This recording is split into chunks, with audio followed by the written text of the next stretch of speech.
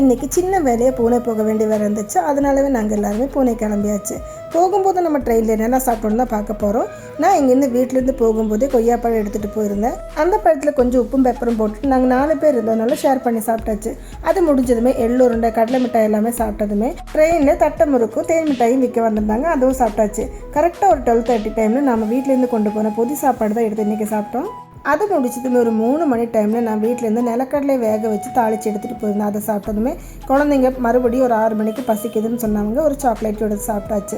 எல்லாருமே எல்லாமே சாப்பிட்றது இல்லைங்க, ஒவ்வொருத்தரும் ஒவ்வொன்றா தான் சாப்பிட்டுட்டு இருக்கிறோம். பழம் சாப்பிட்டாச்சு. கூடவே நம்ம ஒரு நைட்டு 8 மணி போல் ட்ரெயின்லேருந்து சாப்பாடு வாங்கி சாப்பிட்டாச்சுங்க.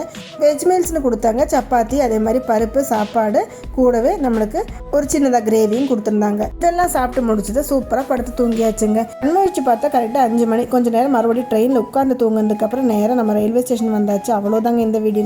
உங்களுக்கு பிடிச்சிருந்தா மறக்காமல் சப்ஸ்கிரைப் பண்ணுங்கள்.